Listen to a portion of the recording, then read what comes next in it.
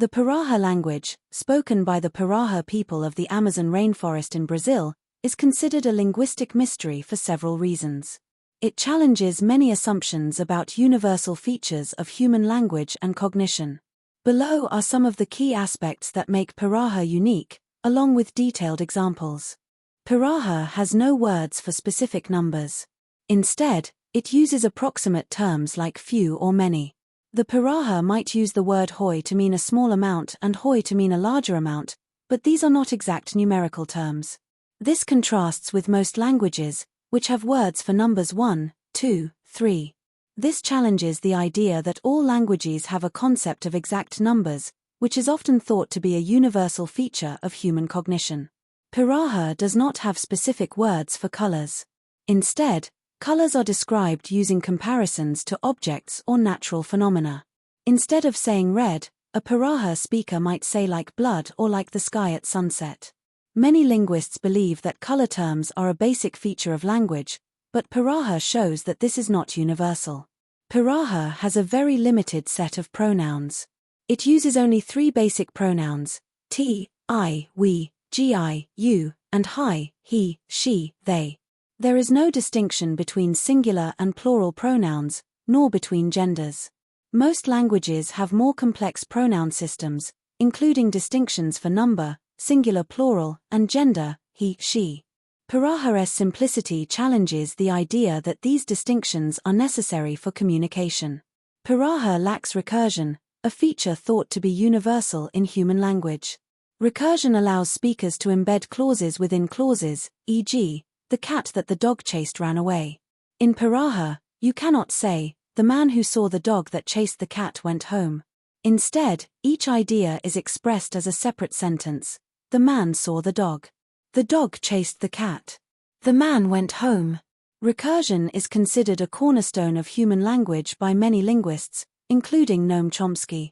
Piraha's lack of recursion challenges this assumption. The Piraha culture does not have creation myths, fictional stories, or abstract concepts like God or the future.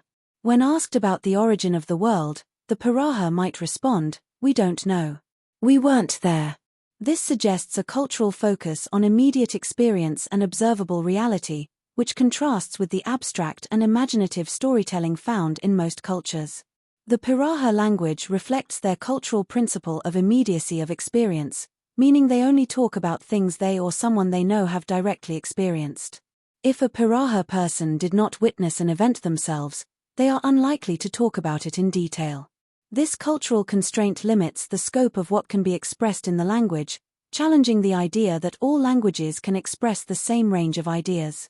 Piraha has one of the smallest sound inventories of any known language, with only 10 to 12 phonemes, sounds, depending on the analysis.